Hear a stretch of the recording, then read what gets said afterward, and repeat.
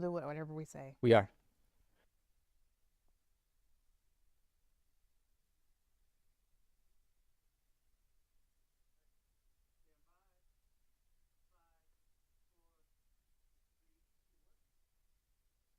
Hello, everyone. Happy Friday, and Happy New Year's Eve.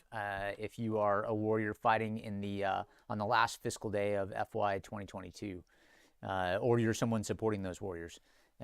Chief, we're not going to talk about New Year's Eve plans tonight because it probably doesn't involve fireworks and champagne and all that, but there is a small group of folks that are literally on this installation right now and installations all across the world that are popping the cork 1 hour every hour for 24 hours because that's when their fiscal year ends. Yes, sir. Today being Friday the 30th of September 2022. The folks that are in those trenches for us are in the 412th Comptroller Squadron, so 412 CPTS. They have money that expires every year, and they don't get the money until next year. So it's 1 year dollars, and it's a hard expiration. Other folks in the 412 Test Wing that fight in that fight, and those are colloquialisms, right? There's actually no fighting. It's all spreadsheets and other fun stuff like that. Are the financial management shops, so the FM shops, both in the 412 Test Wing and up. Often the money they're dealing with is not 1 year money, but they do have commitments and obligation timelines they have to meet today as well. So it is a soft deadline, but still could have major impacts if they missed them. And I know all those folks have done exceptionally well this year. For those of you that contributed to that and participated in that met all the soft closeout timelines and helped us find more requirements as more money rolled in, good on you.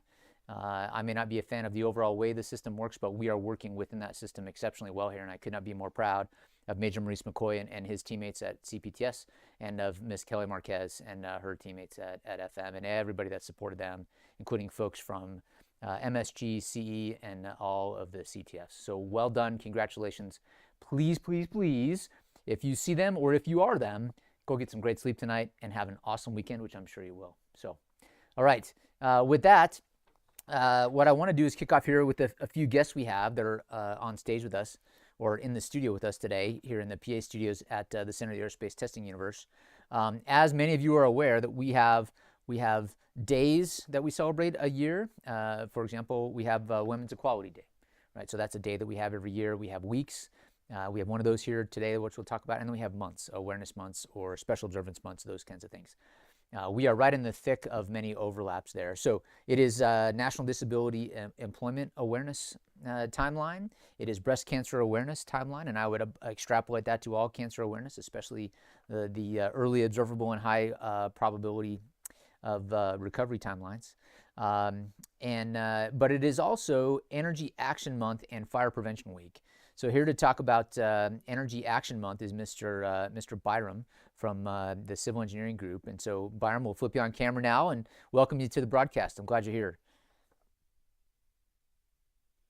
Hello, sir. Hello. Yeah, that's a gorgeous looking B-52 behind you. Yep. Yeah. So before I get you talking about energy action, how long you been at Eddy? How long you been in the Civil Engineering Group, and what do you do at CEG when you're not talking about energy action? So I've been in the CEG for about 6 years now. I've been a project manager at CEG for 5, and I've been an energy manager for a year now, for a year and a half. I've started in 2016, so yeah, it's been a while. Awesome. What did you do before this? I was in the civilian world. I worked for a corporation called Kiewit Infrastructure West. Well, I also had a job in land development. I did some civil engineering work in County of Los Angeles. Okay, sweet. Well, I'm glad you're here, and I'm glad we poached you from the city of LA and from the other civilian worlds to have you as an airman that gets the privilege of wearing a civilian uniform. So, Byram, Energy Action Month. I understand what those words mean in English, but I will not do your program or your project justice by stringing them together into their more robust meaning. So make me smarter, make Chief smarter, and then by extrapolation, all the viewers smarter as well. What are we focusing on when we think about energy action this month? Back in 1991, sir, President Bush Sr. signed executive order that initiated a month of October as Energy Awareness Month back in the day. Then they changed it to Energy Action Month to emphasize that energy conservation is everybody's responsibility. We, as energy team, which is part of CEG, will be conducting an energy action event in October. the goal of the energy action event is to inform base populace of the different ways that they could uh, take different measures that everybody could take to conserve energy on base. So, as you know, Air Force buys energy in different ways. We buy energy as jet fuel, electricity, propane, natural gas, and we at CEG are mainly interested in installation energy. Air Force spends about $900 million every year on installation energy, and our job as the energy team is to reduce that amount and to get the good contracts that get that energy to us at a good price.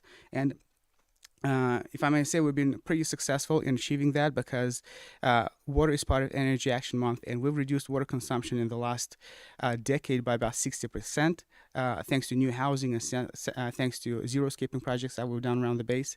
We've reduced electricity consumption by about 9% since 2017, thanks to LED lights that we installed in about 50 facilities and different HVAC equipment, more efficient HVAC equipment that we installed instead of the old equipment.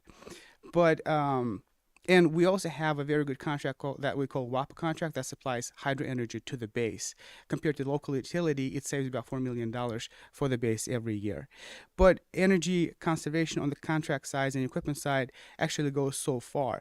Part of it is also up to base populace and good energy conservation practices. And that's what we'd like to emphasize with this energy action event. We'd like the base populace, we'd like to educate base populace and remind them what measures could be taken to reduce energy on base. So, Byram, I'll tell you the thing that I think about here when I think about energy action, and I didn't know that we'd gone from awareness to action, but that's certainly a much more appropriate word, I think, for the term here. Let actually do something. There's a term that I remember, and I can't remember what the banner was, but it was think globally, act locally, and by locally in energy, I mean it's literally as simple as if 330 million people in America flipped a light switch the other way for an hour a day. That's a significant and measurable amount of energy that we don't demand into and through the whatever was connected on the end of that light switch. However, that is necessary, but it's not sufficient, and so. While those actions, I think, you would agree with me, Byram, on that those are important things to bring up awareness, and they do have an action involved. The bigger action is looking for ways that you can make big bites and big enduring bites in the reduction in energy that you consume or you demand. And you can work these things on and off duty, in work, out of work, etc. You want to give us a couple examples of things that CE Group is working on to turn the 9% closer to the 60% like we've done for water, for energy? A couple items that are in work right now. Yes, sir. So we have a few projects in works. We would like to, there are a lot of buildings on site. On base, and we're not done with replacing the HVAC equipment at those facilities. So that's what we're working on. We submitted to AFCEC several projects that would replace old equipment with new one. And we're not done also with LEDs yet. We're also working on installing more LED lighting. We're also working on refining our SCADA system, which is a system or BACnet system which controls HVAC equipment on base. We're working on refining that so that that could automatically shut off the lights, shut off the HVAC equipment so that it wouldn't be going on with nobody's in the building. So those are some projects that we're working on at the CE. But I wanted to mention, sir, that the majority of the energy consumed on base is consumed as operational energy, which is jet fuel. In fact, 81% of all Air Force energy budget goes towards purchases of jet fuel, and that amounts to about $7 billion every year. So part of our Energy Action Month would also be operational side of things. In fact, Air Force called this Energy Action Month, they called it Powering Possibility. They called it Powering Possibility because they wanted to emphasize the role of innovation in energy conservation. And Air Force is actually working on, has been working on projects about integrating technologies into flying operations that optimize fuel consumption. And we will, at our Energy Action event, we will have examples of such projects that have been successful in saving money and thus supporting operations. And hopefully those examples will inspire airmen on our base to come up with innovative ways to reduce energy consumption as well. You took the words right out of my mouth as you were talking, I was trying to like figure out the best time to kind of like give you an input on with this effort that you're doing to, raise awareness and take action. This will be perfect for airmen who actually are on the ground doing the work in our organizations that have great ideas about what it would be to innovate or to do something that would save energy in some other ways, the same way that they do it to save money in some instances. And so I think that you coming on here will definitely kind of spark some creativity, and some folks might take interest in like taking you up on the challenge with getting on a Spark event or something, and figuring out a way to save some energy here on the base. So. Yeah, so I think energy, well, Byram's right. And overwhelmingly, the energy that we consume in the U.S. Air Force is fuel, right? And so any way that we can reduce the consumption of fuel helps us in many ways. It reduces the impact of emissions. It reduces the budget. It reduces potentially wear and tear on a couple other things, and it gives us a smaller logistics footprint when we're downrange and when we're in garrison, and the positive effects go on and on and on. And there are, I guarantee, a lot of things or some things that somebody's seen at home or at a tech show. They go, hey, I think that could work to do this on the flight line, or I think that could work here or there. And those are tremendously valuable inputs. And if you have had the thought, don't make an assumption that, well, gosh, they surely have considered that and they've decided not to do it. Don't make that assumption. Get a hold of either Byram or get a hold of somebody else in the innovation team and say, hey, what about? And let's get your idea down on paper, into the system. Let's see if it's been done before. And if it hasn't, then build it out, get it to Spark Tank, get it the other way, and it may scale through an AF Ventures or an AF Works project. I mean, it has a lot of potential capability. Similar to how the speaker at our TED talked about powering a jet with hydrogen. Absolutely. Yeah, and something else that you saw at TED Talks in April here was a person that is at a startup company trying to do light aircraft without avgas, and that was also a hydrogen fuel cell. And so we have other examples in the aerospace valley of folks working on solar powered. And of course, there is my favorite non-fuel consuming air vehicle, and that's a glider. We will not talk about the fact that it gets towed up by aircraft with burning fuel, but that is certainly another good example. Byram, I appreciate you spending the time here with us on this Friday. Happy fiscal New Year. I know that is important in your line of work as well. Let us know what we can do to help in the action month, and I look forward to hearing back from you. I appreciate that. Thanks.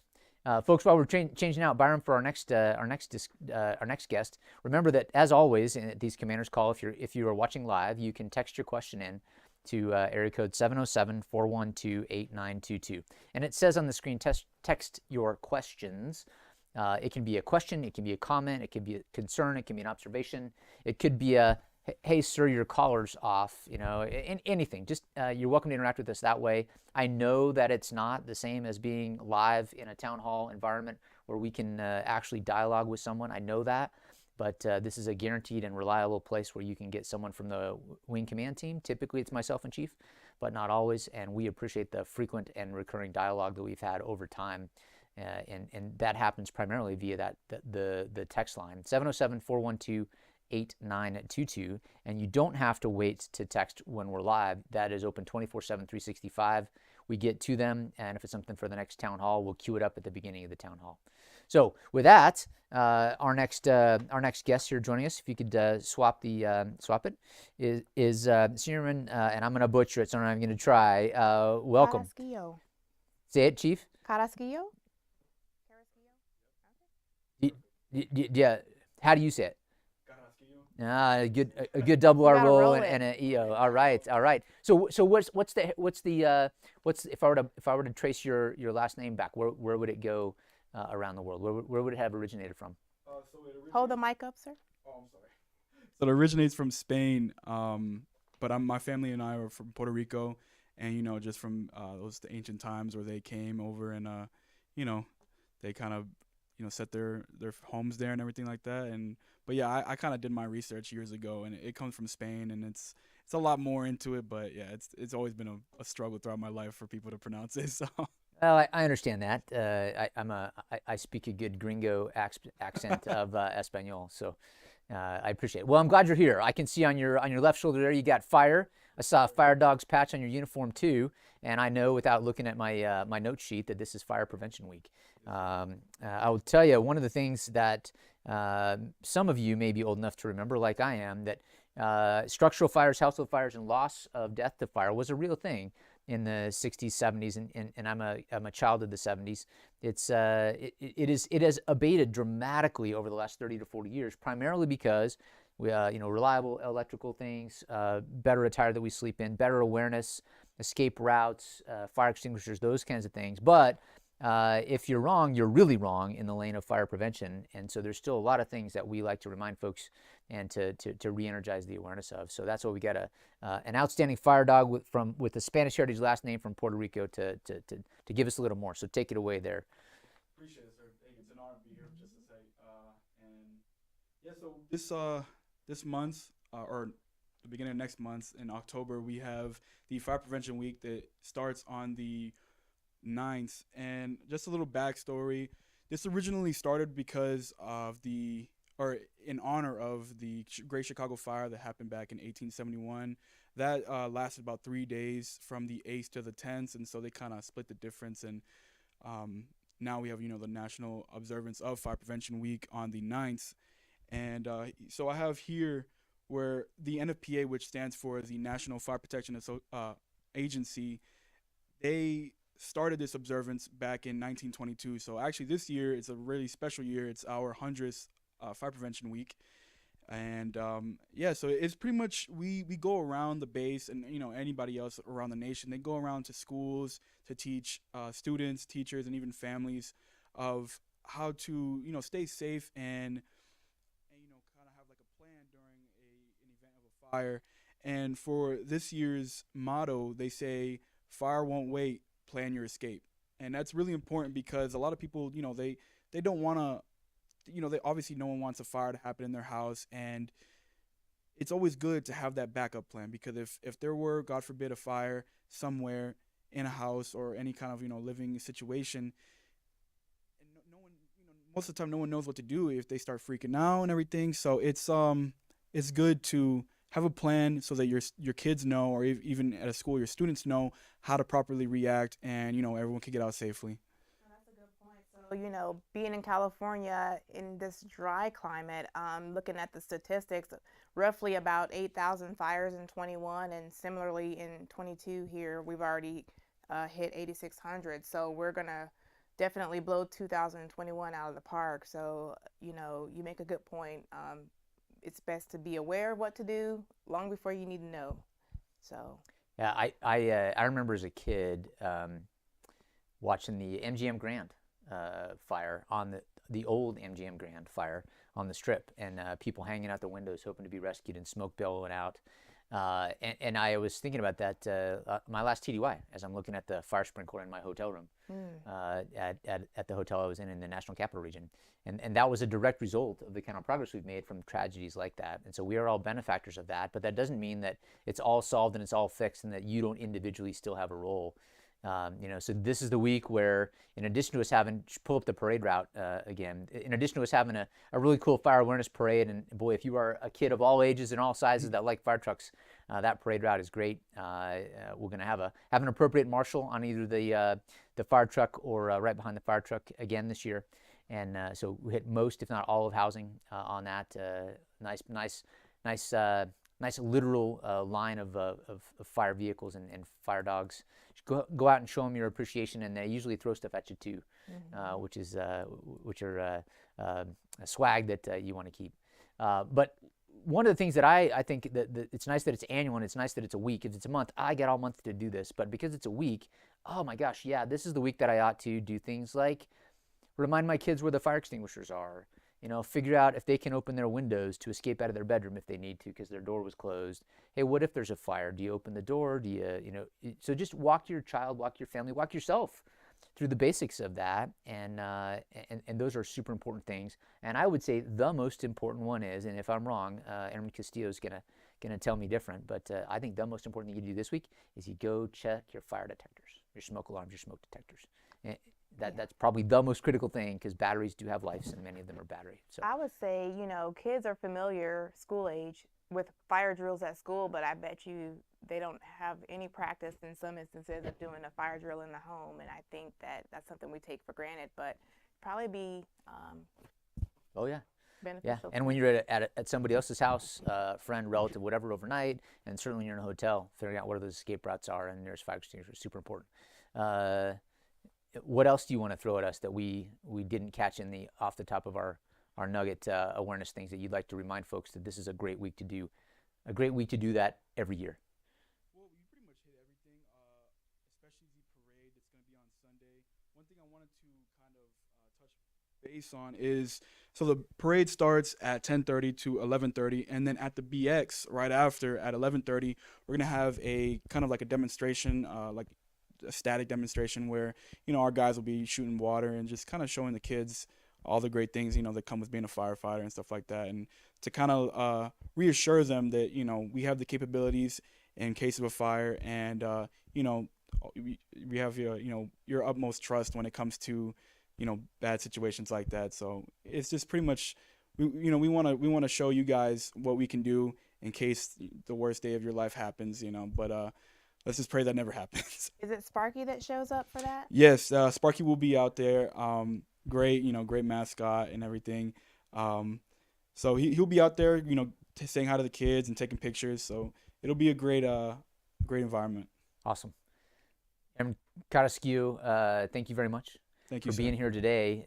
It's our honor to have you on the set with us today, and so the honor is all ours. But not just thank you for being here today, but thank you for doing what you do and what you've dedicated your Air Force career to, and that is protecting others and serving others while we all serve the nation. And so I think as a first responder, you are someone that we all aspire to be, and you get to do that on a daily basis for your Air Force career. So please pass on that gratitude to everyone that you work with, and that everyone that you know that's done that before you. And I agree with you, finding some folks that realize, hey, I can be a fire dog in the Air Force. What? You don't just fly airplanes and turn wrenches? No, we do a lot of other things, and there's all kinds of things that we can do on active duty and as a civilian. For those of you that don't know that, a large preponderance of our firemen and women serving in the United States Air Force are civilian airmen, not uniformed airmen. So thanks. Enjoy your Friday. Enjoy the parade, and tell Sparky I said hi too. All right. We're going to pivot now to a topic of next month, but it is important for us to foot stomp it, and that is the first. I'll say the first open house at Edwards Air Force Base in 13 years. And so if you could call up the chart for that, the advertisement for that, we'll get in Major Sam Freeland. He's the air show director. The air show is one major component, but not the only component of what we're doing October 14th, which is a Friday, 15th and 16th. The days open to the public are Saturday the 15th and Sunday the 16th of October. The west gate will be open for public entrance. It'll be 3 lanes in, and then about halfway through the day we'll flip it and it'll be 3 lanes out. The north gate will be 2 lanes in when we open it up in the morning, both Saturday and Sunday, and 2 lanes out. South gate in and out routing will remain the same, and we're going to restrict that to ID card holders only, allowing the general public to flow in through both north gate and west gate Saturday and Sunday, October 15th and 16th. We have not done that since 2009, so think about where all of us were 13 years ago.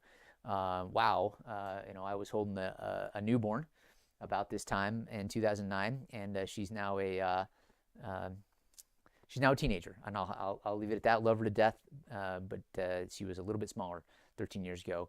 And then another thing that I'd like to foot stomp before I hand it over to Sam is that this is not an air show, open house, and STEM event that we're going to have an opportunity to do every year. In fact, this one is going to be extremely unique because we're starting the events of Friday, Saturday, and Sunday with a 75th anniversary ceremony of supersonic flight. Maybe not to the hour, but certainly to the day of when the Bell X-1 made a ba-boom over the skies of the center of the Aerospace Testing Universe for the first time ever, 75 years ago to the day. And at that ceremony, we're actually renaming a piece of our airspace in honor of that team, because test is a team sport.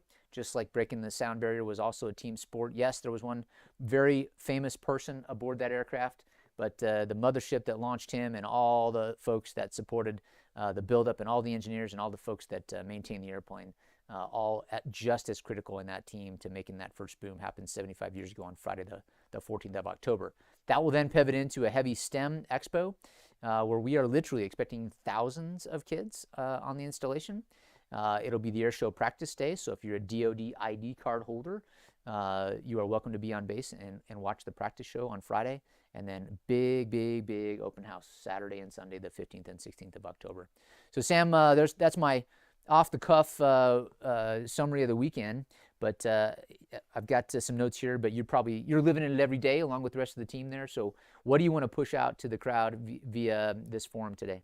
Sure, that was a solid overview. I think big things we want to get out, that kind of the timing of the event and kind of managing some of those expectations for folks who live on base about kind of some of that traffic and what they should expect, and that we're still fully supporting them with the Friday event and kind of emphasizing that to make it more accessible for them and a lot easier for that big Friday push.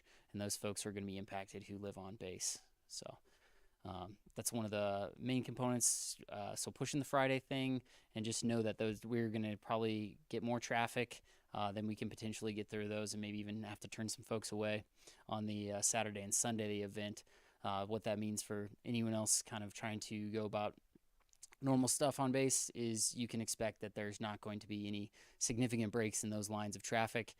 You could expect delays. We're pushing that Southgate entrance for those folks. And the intersection of Lancaster and Rosamond is where we want people to be targeting if they need to cross Rosamond Boulevard to get to that Southgate as they need to come and go from the base. But yeah, we're gearing up. All these efforts are coming to fruition and stuff. A lot of supplies and things getting dropped off to accommodate everyone and be the best hosts we can for that show. So that's all really starting to stack up for us here. Yeah, all the dates spot on. It's looking like the inflow is going to be at least 08:30 to 11:30 on the Saturday and Sunday mornings, and the outflow from about 1300 on until everybody's out of there. So you kind of verbally did this. We also got the recent indication and head nod on the school flyovers, and they're going to be distributing some STEM activities to the schools with those too on 12 October. Not just to hype up the air show, but also to start getting people engaged and give people an idea of what they could see and what kind of activities they could engage in with that STEM Expo. So that's going to be a great kickoff to really underline kind of the emphasis of that prior to the STEM Expo. And just giving our largest hangar there, building 1600, and utilizing that as a STEM Expo for one, just comfort and shade, and two, so those students can be all accommodated in there with professional men and women of Edwards and other industries coming out there to display what they do and their knowledge and engage with students. We got Meet the Professional lineups going on. So if somebody is even thinking about something and they want to know how they got there, I bet if you came out to this, you'd find an infinitely diverse amount of backgrounds of people and how they got to where they are, and maybe even challenges they've overcome to get there. So I encourage you not just to get out there for the hands-on STEM stuff, but if somebody's got questions, to engage with those professionals and really interact with them to determine, hey, how do you do that? How do you make that happen? And ask them about some of their accomplishments. There's a pretty amazing group of individuals out there working on breaking tomorrow's barriers today. So any questions you have, the most complex science one, throw it, challenge them out there. Highly encourage that as well too, to get them into it as well. But I think that's a huge, tremendous opportunity to give the resources of those people and what they do and what they continue to do, and put them out there to be able to engage with our STEM students.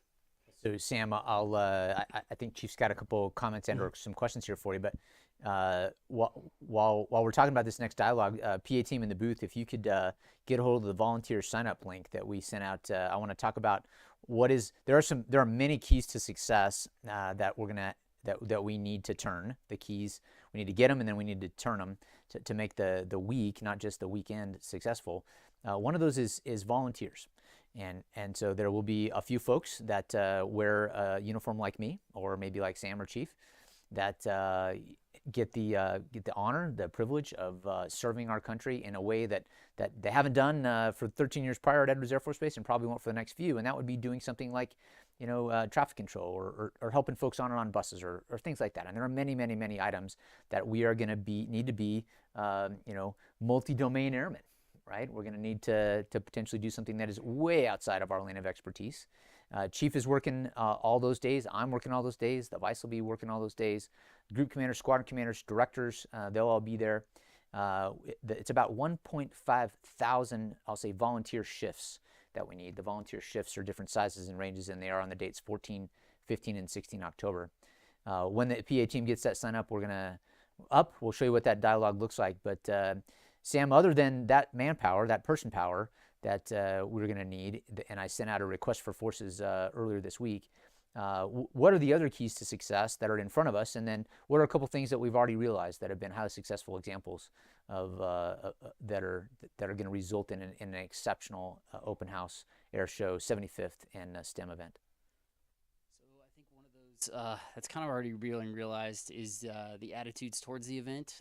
Edwards being somewhat remote and being able to open up and share what we all do in our different professions here on Edwards, and having that rare opportunity for friends and family who may not ever have that opportunity. So I think that's a huge success in those people who understand what we're doing, why we're doing it, and how much it is going to give back in recruitment, and being able to share what they do so they can have that community understanding with the Aerospace Valley and that slice of inspiration there.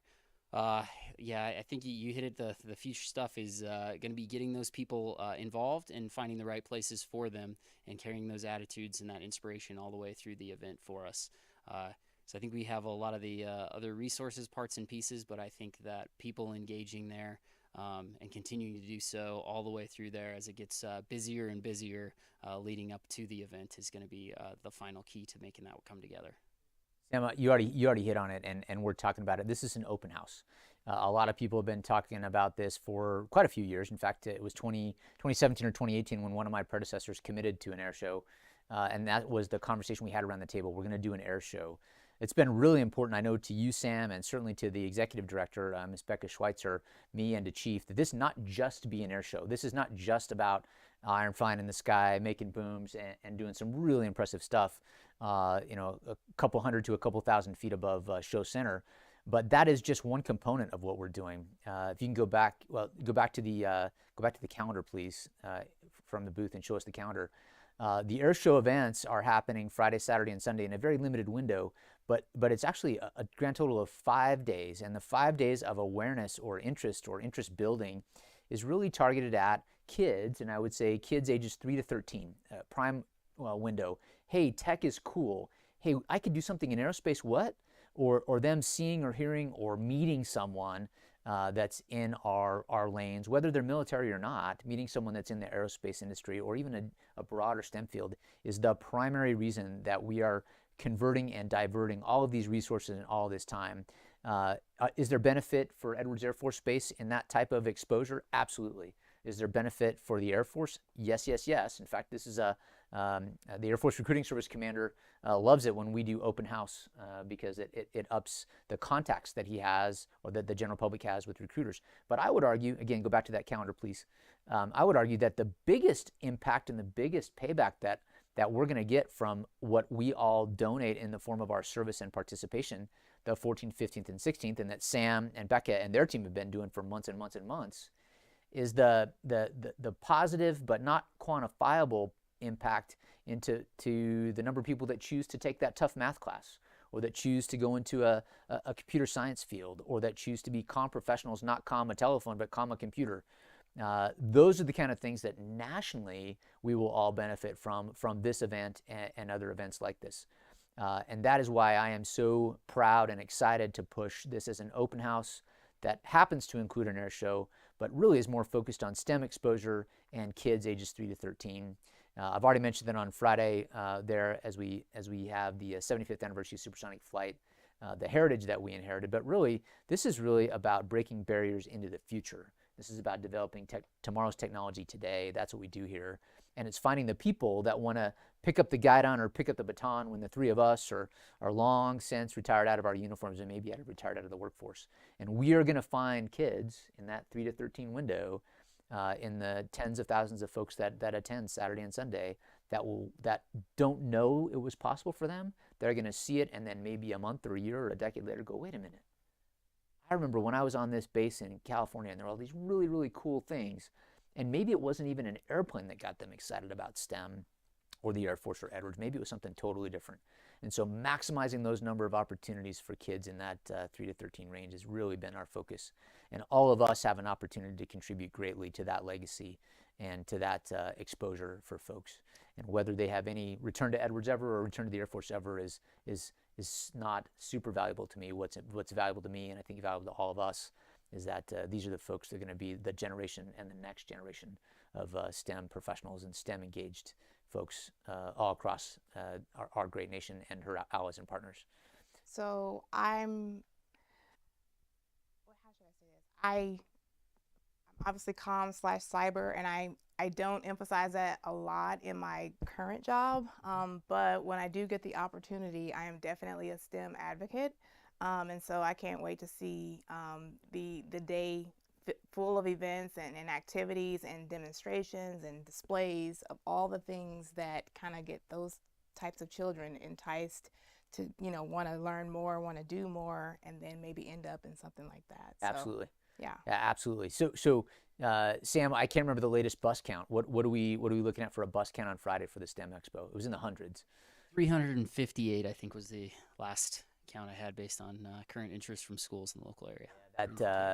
That gives me a tingle down the spine to think about 350 plus buses with kids that are going to travel out here on Friday to see the STEM Expo, watch the Thunderbird practice show, and other things like that. That is really cool to know that many people, many of which will have never been on a military installation, maybe not ever even been around or near an airplane or any other tech, because it isn't just, the STEM Expo is not STEM airplanes or STEM military airplanes. It's just STEM. Right? And so there's comm involved in that. There's material science involved in that. There's, you name it, everything involved in that in the science, technology, engineering, and math domains. Our STEM lead actually here, she's also another hero I want to call out by name, Miss Alita Van Hoy. She's a math teacher, right? And she has probably one of the coolest signatures I've ever seen, and I won't spoil that or ruin it for you, but she's awesome, and she's setting up what I believe is going to be, Sam, I think we're legitimately billing it as the nation's largest STEM Expo this year and potentially ever, when you either count by the number of buses or the number of kids. And that's a not unimpressive feat that will have some massive impact going forward. Sam, we looked at the schedule a couple times now. Flyovers on the 12th, arrival day on the 13th, practice air show, STEM Expo, supersonic flight on Friday. There'll be a few DVs and some media here on the 14th. Big open to the public air show, day 1, day 2, Saturday, Sunday, and then you have to put it all away. And so Monday's going to be another big day for a lot of air show folks. And then we turn the airfield, the base, and the ramps back to generating future air power and developing tomorrow's technology today on Monday the 17th. So that's the 5-day chart. Can you go back to PA? Can you go back to the layout in hangar 1600? This hangar is, I want to say it's almost 100 yards. Back to the hangar, please, right there. It's almost 100 yards long, Sam. Do you remember the exact distance? I looked at the square footage of it. I didn't look at the length of it. And I want to say it was like 140,000 square feet in that ballpark. And that's just the hangar floor, folks. What you see there on the left side of the chart there, that's a B-52 in the hangar to scale. And that will actually be there during the air show. You'll also have all the way down to light experimental aircraft. And a whole bunch of stuff in between to include robotics. NASA's going to be there. So when we say aerospace, like no joke, we're talking aerospace. We have some partners that are going to be there as well, mission partners, contractor partners. And then we'll have the museum there. So you can look at where we've been, and then you'll be able to turn around 180 degrees and see where we're going.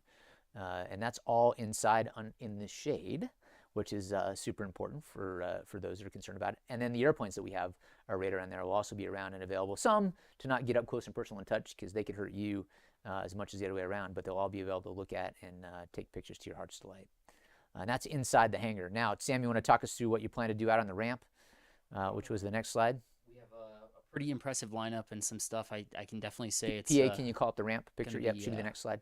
next one. There It's you go. definitely going to be one of a kind. It's obviously more space than inside, but some of the ones that have been firming up around here is Sophia, if anyone's been following with that for NASA. Their infrared airborne observation platform is retiring at the end of this year, and we're lucky enough on kind of its wind down and journey that we will be able to include it and open it up for people to look at that, and that does not happen very often. What kind of airplane did Sophia start life as, Sam? 747 and converted. It's got the big open door in the back with a giant telescope in there. So one of the things kind of working right now, it might happen, if it does happen, it will be earlier in the show, is possibly a pass with the door open so you can kind of gauge that configuration and the size of that aircraft and that size of that telescope and everything that went into just configuring it and setting it up so that it could operate like that, and then being able to bring it up close and personal by putting it on the ground for people to see as a static display. So half mile long on the ramp, and I've walked that ramp. It's at least a half mile long ramp of iron there. Confirmed aircraft that we're going to have in static include, and I'm not going to remember the whole list, but go ahead, Sam. That's a tough quiz. I mean, just the ones we got there right now. I mean, B1, B52. We saw that kind of back in the hangar area there too. I know they're working on Firefly. Proteus is another one that's going to be in there in the mix. We've got the Talon A hypersonic vehicle from Strato Launch, KC-135, KC-46. Those are some of the ones off the top of my head. You got your F-15 from NASA. We got some F-35s, F-18s. And those are some of the major ones I can remember off the top of my head. I feel like that may be a third of the list. Yeah, maybe even a quarter of the list. Yes. Yeah, lots of stuff out on the flight line there. What else? What other graphics do you have here today for us, Sam, to push to the crowd? Other big picture too. You talked about the supersonic flight component of that too. So just the unique.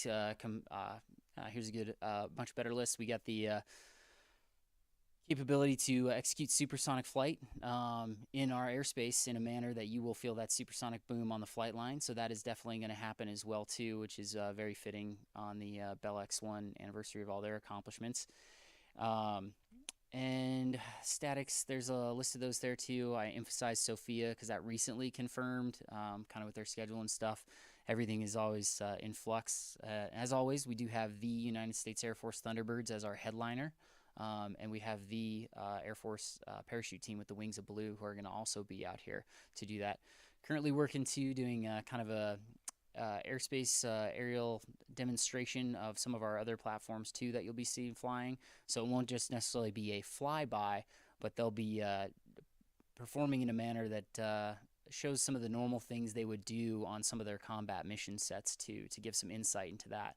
And that'll be all coordinated and choreographed, so you kind of see that whole spectrum of if all these platforms teamed up and air power demonstration as if they were coming in there to take over an airfield with that. And that's going to be supported with pyrotechnics as well too, to kind of give an appreciation for if they were to execute anything kinetically with some large fire and explosions as well too, which I think add a lot to it. And then the specialty acts there, we got a great lineup. Vicky Benzing, when you talk like our STEM professionals too, college professor, Greg Collier and his T-33 supports flights at the test pilot school occasionally as well too. So we, not just those folks in the STEM Expo, but when you get out there, if you can continue that theme throughout here, when you look at this lineup and the folks who are out there and that underlying STEM foundation that has enabled all of these individuals to do what they do. So that's a huge piece of the lineup. And you can see the list there, folks. Static display. I'll tell you, an airplane that's near and dear to my heart is the X-62 Alpha. I think that's one of the most gorgeously painted airplanes that I have ever seen, and I'm certainly biased because I help design the paint and pick out the colors. But that is what's known as Vista. It started life as an F-16. It's now a flying simulator. And it's in partnership with Calspan, Lockheed, and a couple other folks, and it's owned and operated by our own U.S. Air Force Test Professional School.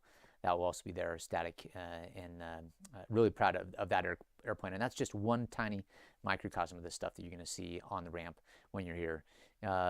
Chief, you got a list there. Sam corrects to 100% on access. So again, open to the public via the West Gate, North Gate, Saturday and Sunday the 15th and 16th. On Friday the 14th, we're not going to have any open to the public capabilities. However, if you are a DoD ID card holder, you are welcome. Yeah, so Sam, I'll let you talk to drive-in and traffic flow here for a second. So go ahead. Saturday and Sunday, these are the open house days. Copy, yep. This is the Saturday, Sunday. We already kind of talked the blue line straight down the middle, running north and south and forking over there towards base housing is that kind of emphasis point for those on base who need to transit there. And we'll have it adequately, have enough people there to engage to kind of assess when you need to cross there. So if you did have official business, probably if you're in uniform too, they would recognize that, and they can facilitate stopping that green line of air show traffic to get you across there. Ideally, it would be to either support the air show or depart on something you have to do during that time. But there is some small openings in space, but not as much as Friday. If you were to cross that line and try to attend the show as a DoD ID card holder, Friday is going to be your much better option. So that's the big point there. Although you can see the generic flow and everyone kind of working from the north and from our west gate all the way out to our lake bed. And we've got our walking path and bus route there. It's about 1.1 miles from the beginning of that too. So if you can bring your walking shoes and you don't want to wait in line for a bus as well too, that's another great Saturday, Sunday option. If your physical fitness is up for it, bring enough water. We'll throw out some water there and some places to sit along the way too. And obviously have some roving patrols to keep an eye on folks who do try to make that walk from the red, white, and blue parking and follow those trails in there. But some buses to shuttle as well as the walking path for folks. So as you can see, if you route in through the north gate, go back to the map, please. If you route in from the north gate, you'll route onto the flat line, drive across the lake bed, primarily towards the blue parking area. If you drive in from the west gate, route in Rosamond Boulevard, there'll be a couple routes that split and get you out to the red and white parking areas.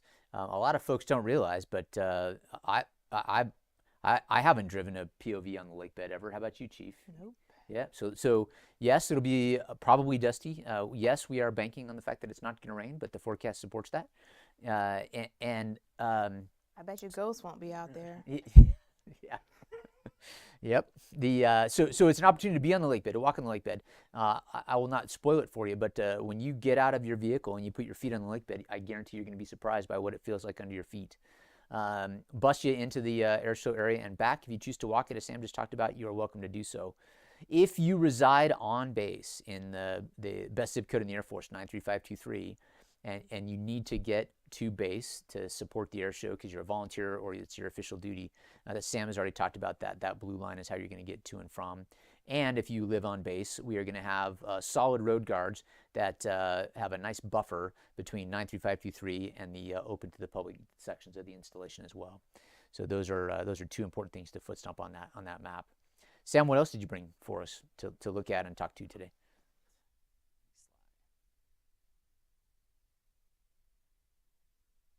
And oh, by the way, folks, while we're calling it up, we know there are a bunch of questions. So if you have a question or a comment about the air show, you can text it into that 707-412-8922 number. If we can't answer it online or in real time, we will absolutely get an answer back to you. We are going to have an update to the app available. There are going to be updates in real time on the app during the air show.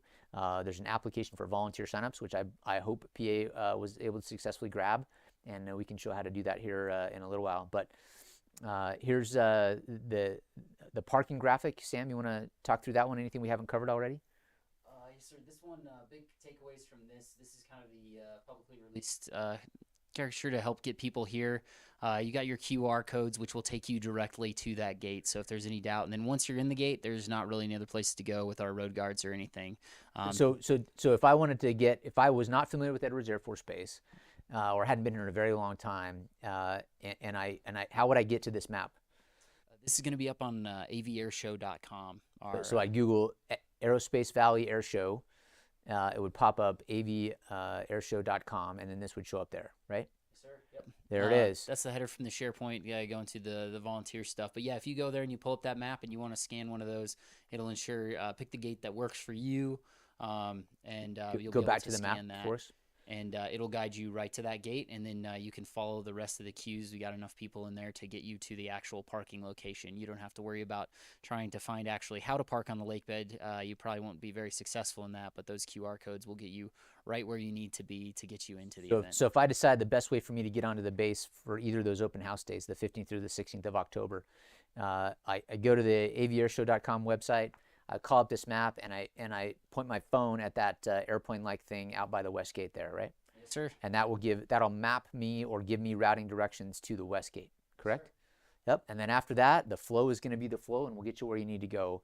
The reverse flow will also be the same. We'll reverse flow about midday at both gates. Conversely, if you think the best way for you to get here is via the north gate, then that airplane-shaped QR code at the north gate is how you load that map coordinates into your mapping software. We highlight that because if you just type in Edwards Air Force Base and navigate that way, your mapping program, your mapping app, may not take you in a route that is actually open or available to you if you're a member of the general public. And frankly, if you are a DoD ID card holder, we don't want you to go to the west gate or the north gate during those open house entry times. We need you to flow through the south gate as well. There is not a QR code for that because if you need to be on base, you know how to get there already. But I think that's a really important nuance to mention on that map of the base. Now to the website header. Sam, anything you want to highlight here? That's what the header looks like across the top of the page when you go to the avairshow.com site. Well, the big picture from that is that we just circled the volunteer sign up, and that's for just the general population to sign up if they want to support the air show in any manner. There's a lot of other ways to do that. If people have an interest in that, we're always open to it, and that's how they'll get to it. It's just through that right there at the top of it, the very header. So. Okay, so before we step through the links you'd have to go through, we have a question in. The question is, if we are a DoD card holder, are we able to sponsor non-card holders on for the Friday event? A couple things as the installation commander that's really important I want you to know is that not only is the weather forecast good in October, but the COVID forecast right now is trending in a good direction and stabilizing in a good direction. So I don't think we're going to have any additional mitigations required, even though we do have some built-in plans for that.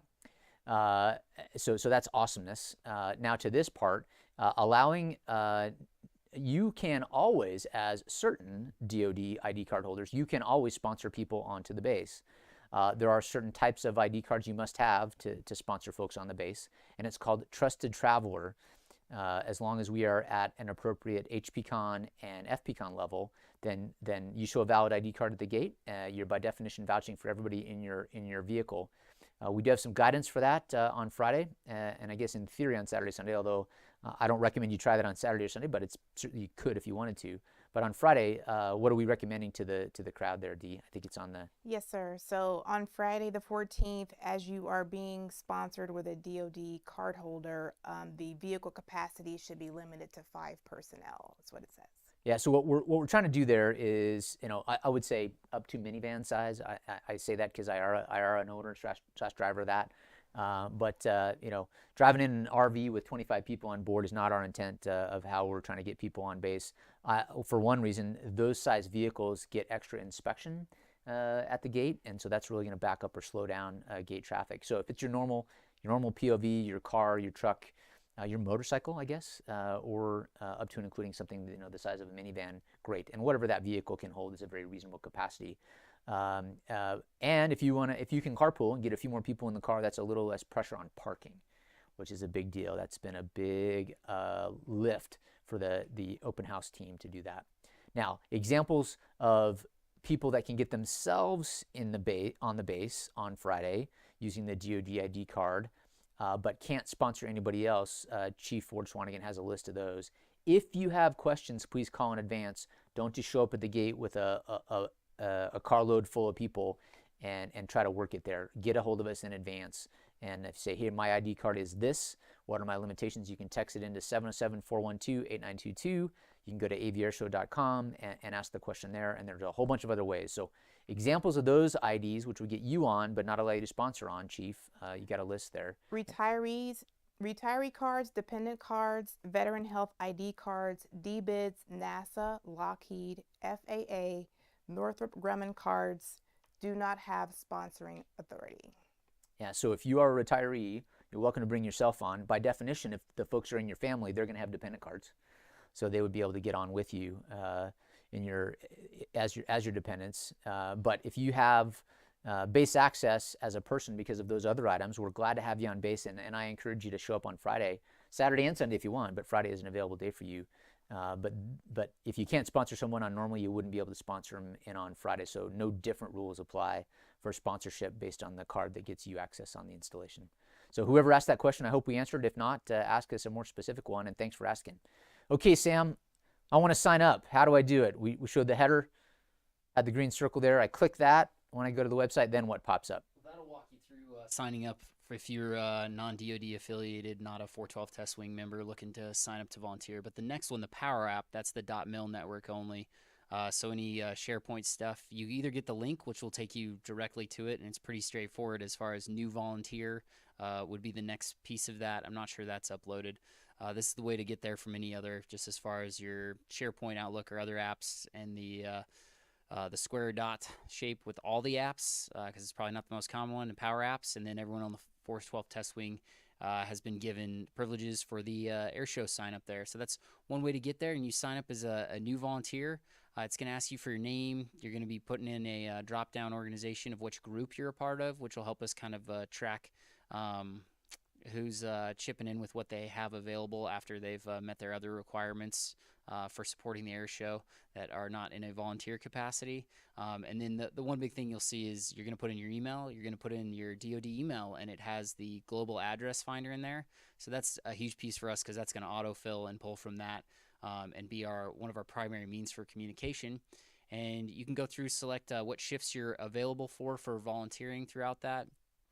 And ultimately, when you finish all the form and go through, put in your preferences, your schedule, you will get an email confirmation, and it'll give you a number so that you know you've succeeded in signing up, that your name is in the registry to be utilized. So we'll take people's first preference for what they would like to support in there, and then we're going to take that list and see what we can realistically do with our teams and everything and allocate that with the objective, I think, next Wednesday or Thursday the 5th to say, hey, you put in for this, thanks for signing up, confirming here's your position and location that you'll be working in, kind of a functional area.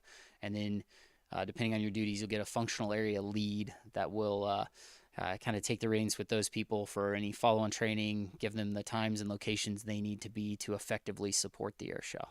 So Again, I can't footstop how important these give of yourself and service is going to be. That's part of our core values: integrity, service, and excellence.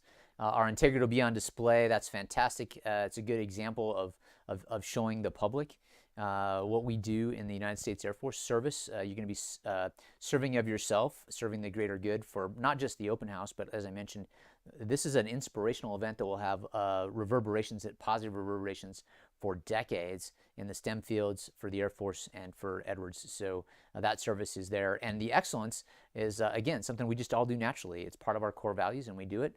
You'll be learning a new task potentially. You're going to do it just great. And you know what? You'll get to watch some really cool things happen. And before or after your shift, depending on what shift you have, enjoy the rest of the event. Enjoy the rest of the open house.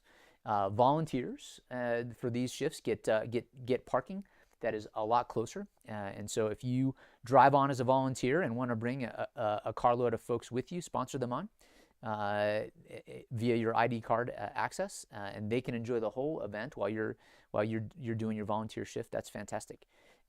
We are going to have a very high percentage of volunteers that are active duty members.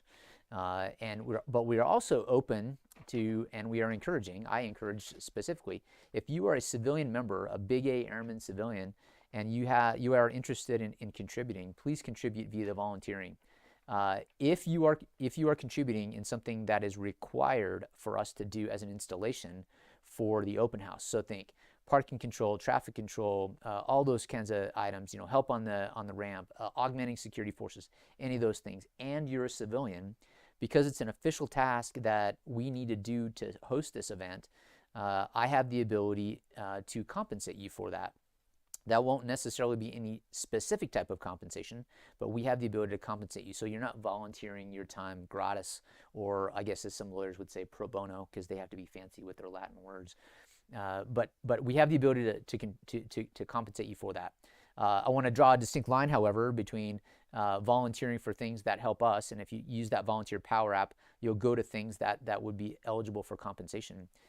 If you volunteer for things that help the master concessionaire, sell food, sell drinks, sell other things like that, we're not able to compensate you for that. The exchange there is you're donating your time, and a portion of the proceeds of what you help generate for the master concessionaire will be donated either to the private org that you are a member of, and if you're not a part of a private org but you still want to do that kind of work, it will be donated to the Installation Morale, Welfare, and Recreation Fund. So that will help. That's a NAF coffer that helps all those kinds of MWR things on the installation, not the least of which are things like Easter egg hunts and fireworks and stuff like that. So giving of yourself that way, a great way to contribute in a pay forward mode to the community. If you are civilian and you contribute to things that the base has to do, we have a lot of options to help compensate you for that. That is not always cash. That could be time off award. That could be flexing your schedule. That might be comp time or overtime. It might be a time off award. So depending on what your grade is, what your series is, what your schedule is, what you and your supervisor talk about, and then what are you interested in doing. But at the bottom line is, please sign up if you're at all interested. My last pitch on signups. We're not announcing it today, and you got 6 weeks to figure it out. If you're interested, go sign up. We're going to take counts early next week, and then after that, we'll figure out where we are, and we will continue to solicit for volunteers until we have what we need and maybe a little more. So if you are at all interested and you've been planning to do this, please, please, please sign up and do so right now. And that is a super important and super helpful thing. If we have to do deconfliction after the fact with your supervisor, fine, we'll do it after the fact, but I don't want you to wait. I want you to sign up now. The civilians that sign up, we will, to the maximum extent possible, protect what you signed up for as your actual volunteer service location and duty and time. For the military members that sign up via the app, to the maximum extent practical, we will respect what you want to do. Everybody needs to realize that we don't know exactly how this is going to operate or unfold, and so we all have to expect some agility and some agility in our resources, and we'll flex military members first and then flex civilians after that. But it's going to be dynamic. It's going to be exciting. I'm going to take a big, long nap on Monday afternoon after the FOD walk, the 17th of October. But I'm going to be, juiced. We're going to be cooked. Yeah. Cooked, juice fried. It's going to be fantastic. Pick your I'm word. going to spend a lot of time under tents because I don't have a whole lot of natural sunshades anymore above my on the top of my nugget. But Friday, Saturday, Sunday are going to be fantastic. Super excited. If you see me out there, wave. I'll say hi. I'm with a lot of folks most of the time, and I am going to enjoy the events as well. So I hope to see you there. I expect to see a lot of you there, and as we contribute to the broader community and really to invest in the future of our nation as we inspire kids. And so that's a big footstop. Now, there's a note that just dropped in. If we look at today, the 30th of September, and you start counting days, it is literally 2 weeks from today. Right now, Chief and I are going to be out in Building 1600 or out on the flight line 2 weeks from today. The Thunderbirds will be here. The practice air show will be going on. The 75th anniversary supersonic flight ceremony will already have ended. The STEM Expo will be going on. There'll be hundreds of folks out there that are volunteers, thousands of kids, hundreds of school buses. I mean, that's 2 weeks from today. So don't wait to sign up. If the air show needs something, say, how can I help? This is a Simon Sinek perfect moment. If you see something that's not right, don't complain, contribute. And if we hold that attitude and our core values, we're going to just rock it. And I could not be more proud in advance of what we're all going to do. And I'm super impressed and super proud with what the low-density, high-demand air show team has done thus far. Sam, please take that back to the rest of your teammates.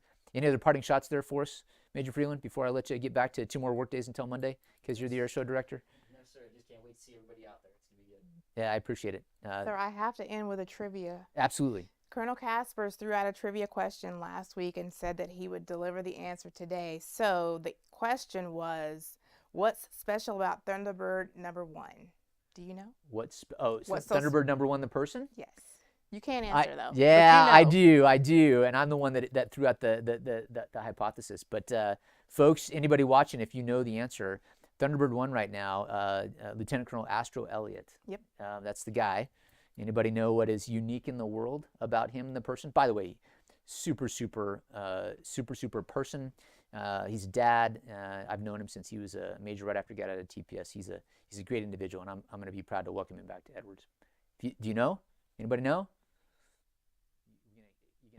You gonna answer the question? Or are we gonna wait one more week and answer it next week? No, we're going to answer it. We said we'd deliver today. So the answer that, according to Colonel Caspers, is that Lieutenant Colonel Astro Elliott is both TPS grad and WIC grad. Yeah, and so there are a few. We call those folks dual patches in our Air Force. I can't think of a single example where someone went through test pilot school and then did weapons school after that. So usually they're a WIC grad and then they go to TPS after that. That's what Astro did. But he is the only person that the history professionals can find that is a weapons school grad and a TPS grad and has commanded the Thunderbirds. Whoa. The only one. Yeah, and so that is a smaller crowd than the astronaut crowd, than the dual patch crowd, than the you name it, right? So that's a pretty awesome thing. That is. And he's a humble enough person that he will not bring that up himself. But kids of all ages, if you want to get that man's autograph while he's here, I'm sure he'd be happy to give it to you. And no joke, he's autograph worthy, and you'll enjoy talking to him just as much as I have all these years. So yes, that's a good trivia question. Yes, sir. So we'll have to figure out a good one for next week. Hey, folks, 1 week from now will be a family day, right? Yes, so the sir. 7th of October is a family day. That is a non-duty day for the military members, so we will not be doing this broadcast. And then 1 week after that, like I said, 2 weeks from now, we'll be at the air show. And that while that is a duty day, I don't expect we're going to have this type of an air show broadcast, and the PA team's going to be super busy. So we'll have to figure out what we would do with this time slot. That would be the first broken broadcast since COVID started. So we'll see. I'll let you know in different channels if we're going to have that broadcast on the 14th. So our next planned town hall in this format will be Friday the 21st of October. It'll be an air show wrap up. A whole bunch of, boy, that was awesome. That was great. Don't miss it. Go be a part of that on the 14th, 15th, and 16th. We could always whip out the backpacks. Well, we got options. Yeah, we got options. Maybe we can get Stevie to wear a backpack and carry around and do that. So Yeah, we she's could. laughing. I'll let you work on that. All right. I'm excited. I'm fired up. I know Sam, Becca, Alita, and all the rest of the team are super fired up. I will see all of you there. Thanks in advance for what you're doing. And no joke, thanks for what you've done and what you do each and every day here at the Center of the Aerospace Testing Universe as we test tomorrow's technology today and we push the barriers into the future. So thanks, everybody. Have a safe weekend. So long for now from Takata 2.